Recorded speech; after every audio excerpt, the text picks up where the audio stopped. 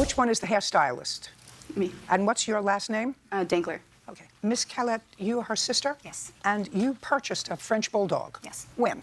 January of 2018. From whom? A breeder in Apple Valley, I believe. Was this your only dog? Yes. Did you answer an ad or did you actually go looking for the dog? I believe I looked her up on Craigslist and I drove up to go see the dog. Did the breeder have a litter? Yes. How much did you pay for the dog? $3,500. And then you found the dog too difficult to care for? No.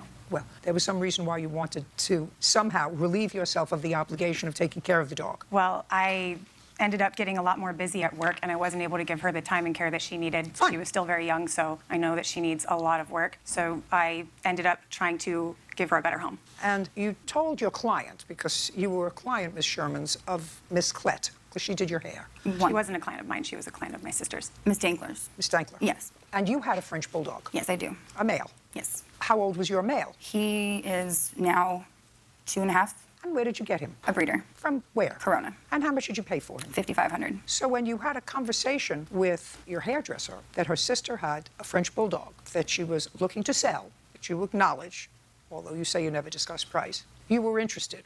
In what month and year did that conversation take place? March of 2019. And how old was the puppy when you got her? She was only a couple of months. So this was still a very young puppy.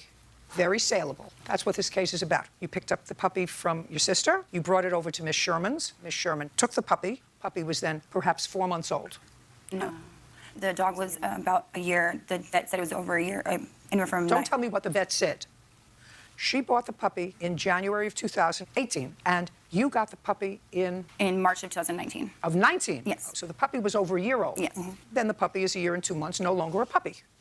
And that's what you're suing for, $3,500. You say that was the agreed upon price. I don't believe that. Let's start from there. Because when you buy a puppy, you pay a premium for a puppy. You want a puppy, it grows up with you, they're cute, they're adorable, you pay a little bit more. When you have a dog that's close to an adult dog, and this dog was close to an adult dog, almost a year and a half old, you don't pay the same kind of puppy premium. So if what you're telling me is that the defendant agreed to pay $3,500 for a dog that was a year and a half old, I'm telling you I don't believe that.